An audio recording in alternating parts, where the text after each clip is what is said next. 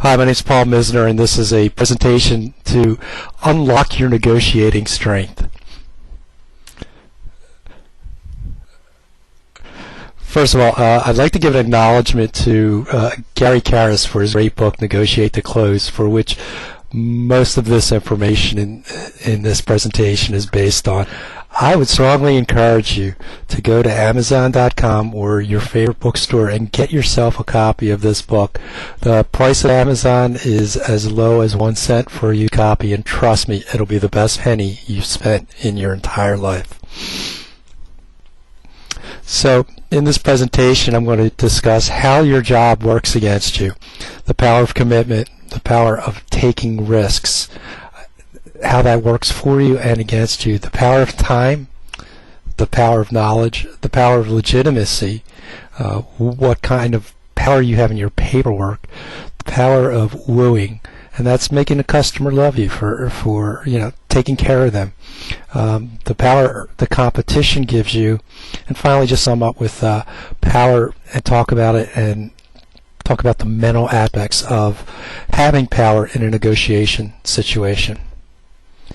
So how does your job work against you? Well, everybody knows the time pressure and the pressures coming from our bosses to close business, and so typically we focus on price, getting low price, because we believe that that's all the customer needs. Well, studies show over and over again that it's better to come in with a higher price, negotiate down. If you come in with low price, you're going to be negotiating down from that lower price.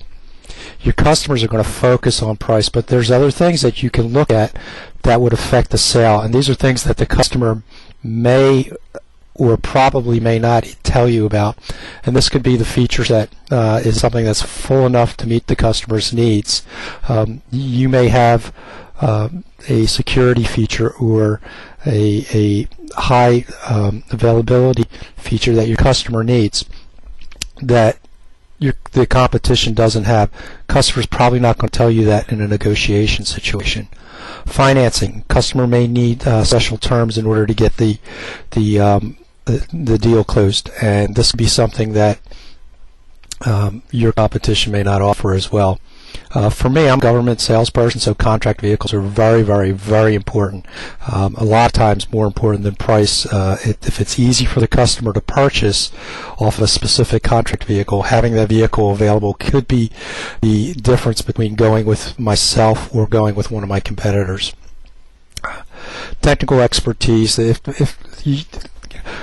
you're a checkpoint salesperson and you're going into an all Cisco shop, that might actually work against you. But if your customer's already been working with you and is familiar with the product, that might be very, very important. Now, the other side of that is having a good technical support staff for the customer. If the customer has enjoyed good performance, or you can give them references of other customers who have enjoyed good technical support performance, that's going to go a long way to making the sale. I'll talk more about that when I talk about risks. And relationships. That's your job as a salesperson, making sure that your relationship with the customer and other people in the customer's agency are strong. Now, the buyer's going to want the highest quality product with all of these features mentioned above, these issues at the price of the lowest quality vendor. So just remember that and put that in the back of your head, that these other features are worth money. So make sure that you realize that. And it's important to remember that anything higher that we negotiate in terms of price is pure profit for our companies, and it may make the difference between having a great stock price or being a poor performer on the market. Because this, if you look at the numbers, if you're a public company, this is pure ROI. This is pure profit. Negotiate with a positive frame of mind. If you go in and you act weak, it's like feeding blood to the sharks. You have as much power in the negotiation process as you think you have. First of all, let's start out with one of the types of power that you have available to you. It's the power of commitment. There's four main types of commitment. The first is to our organization. Do you believe in the products in your organization? Is the support model good? Is your customer being treated fairly and ethically? If you don't see this in your organization, maybe this isn't the place for you, and it should be time to go somewhere else. Support commitment from the buyer's organization. This is based upon long-term relationships within the organization, relationships that are have been built on trust and successful cooperation. It's something that most salespeople overlook, but really get your buyers to voice their positive opinions during a meeting, because it reinforces their value. It reinforces your value to them. Person-to-person commitment. This is your commitment to others as a salesperson. This is going to be something that carries with you from job to job. Myself, I've been involved in the technical sales sector for approximately 10 years, and I'm still selling to the same people that I did 10 years ago.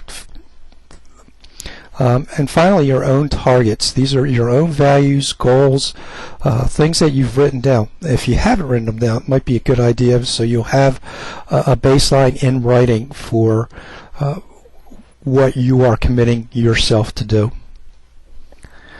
The power of taking risks. Now, my company is an internet security company, so basically what I supply my customers with is risk avoidance. It doesn't make sense for a customer to purchase my competitor's product at a discount and then be compromised because it really doesn't work correctly.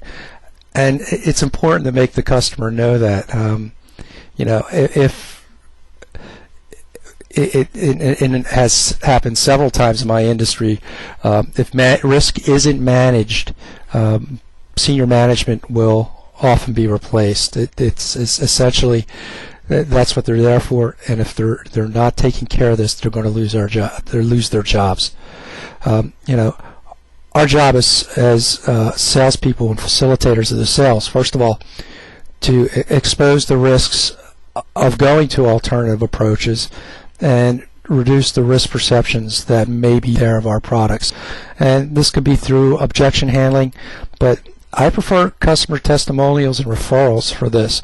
Let other people in other organizations speak for you that they've had this problem and this is how it was handled. We also have risks as salespeople, and I think the first risk that we all think about is, we're going to lose a deal if we start the price too high.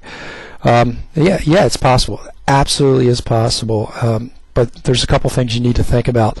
If your deal is solely based on price, there's a good chance you're not going to win it, no matter how low you put that price. If you do come in too high and it's a good deal, if they decide they're going to ask you to lower the price, it's often a good sign that the sale is moving forward. So consider that. And weigh your risks upon actual, not perceived costs. More than likely, if you're doing your job and things are working right, if your price is objectionable, you're going to get a counteroffer. Time. Believe it or not, time is your friend. The more time you have, the better you're going to do, because you're going to get more information from the customers. You're going to have time to talk to other members of the team. In my industry, I want to know, has a customer been breached already? That lets me know that they are in more of a hurry to purchase. If they're using an existing product, I'd like to know what happened. Why are they not happy with the competition? Not only does it help me for this sale and my negotiations, but it's also something I can use in further selling against the competition, and try to determine what other factors are driving the sale. Now I'm going to deviate a little bit from Gary Karrass and talk about the reality of the quarter end. If you're like a salesperson in my company, you're pretty much focused on getting opportunities closed at the end of the quarter, and your customers, some of your customers are aware of this high pressure, but it's also something that you need to make yourself aware of, and it's very, very important in order to mitigate this pressure to close business by the end of the quarter, to get as many deals started in the beginning of the quarter, so you have the power to walk through the sales process in a timely fashion, and you're not rushing around dropping your prices trying to get the opportunity closed at the end of the quarter. Power of knowledge. We often give too much information, such as, the boss boss is getting over my shoulders to get this done in the quarter. I'm guilty of this, absolutely guilty. Any special opportunity that we tend to roll every quarter, we might not want to tell a customer that. It's probably good to just say this expires this quarter, not that we're going to renew it next quarter. And you have to make sure that not just the salesperson doesn't divulge on unnecessary information, but that could hurt your bargaining position. But you have to make sure that the rest of the team doesn't divulge it as well. But the customer often gives us information, and it's very important to listen and hear what you're hearing, and cross communications, getting between emails. For example, hearing that a customer just got breached gives this sale a sense of urgency. Federal government has what they call take it or lose it money. If they don't spend the money, they will lose it, not just from this year's budget, but from budgets in following years. And so that's good to know, because that means they have to purchase something, and hopefully it'll be my product. We really hate the current product. That's a good one, because it lets you know that there really is no competition coming from that specific competitor, no matter how low their price is, or it just strengthens my bargaining position. And finally, it's a good idea to take the time to gather the information that you need. Find out who the players are, how the politics works in the organization. So what's the power of legitimacy? This is the power of the piece of paper, the printed price sheet, the contract that says these are the terms. Is this power real? Probably not, but that doesn't really matter, because perceptions are everything in negotiations. It's perceived to be real. On the other side, we face often the customer in my business focus on government regulations, and it's important for me to know how my purchase actually works within the scope of the regulations. And often I can say, they don't apply in this specific case, because I'm more familiar with the regulation than the customer is. They go back and check, and that helps facilitate the sale. So if a customer asks you or says something about regulations, it's probably a good idea to see what particular form or regulation they are referring to, and see if on your own if indeed this is a problem that is inhibiting your sale. Wooing. Okay, this is doing something extra and above the call of the duty to make your customers happy. And believe it or not, I am not a good wooer, and I'll tell you why. Wooing is not ass kissing. First of all, it's not just smooching up to your customer. It's not bribery, and it's not desperation. But wooing is showing an active desire to do business without being desperate. It's showing an active interest to take care of what your customer needs, and it's showing a desire to negotiate fairly with your customer, but not giving them the whole playing field. I said I'm not great at wooing, but the reason is I kind of woo too early. It's something. Wooing is a process that you want to do a little bit later in the sale, so the customer knows that you're genuine and you care. So what kind of power is your competition giving you? There are limits to a buyer's ability to use a competitor, but they're not. But they need to, in order to get the best price, they're going to attempt to commoditize the competition for you. The buyer may have issues with things like customer satisfaction. They're just not happy with the product. Capacity. The customer may, or the competitor may not have the capacity, or may not be able to work with them under the terms or the contract vehicles that they need to do this easily. The competitor may not be responsive, and I've won opportunities solely on the fact that my competitor was not as responsive as I with the customer. They may not offer a full product mix that meets your customer's needs, and finally, these don't necessarily need to be real. They have to perceptions are real as reality for any of these. A quick way to put a competitor at a disadvantage is to point out a feature of your product that your competitor doesn't have, and this is something that I see my competitors do to me, and when it does happen, it makes things a little bit harder. So finally, power is what you think it is.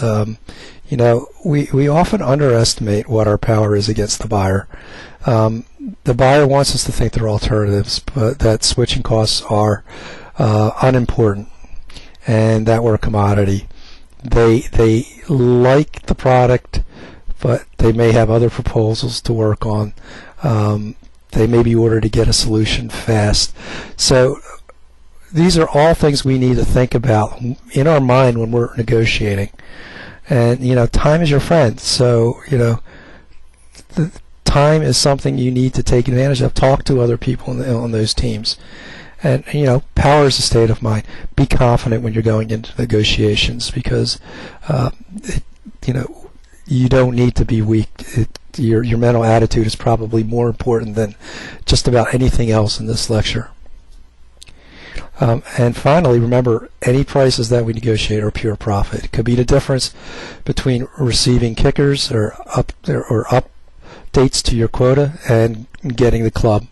It could also be the difference between staying in business or not. Thanks very much.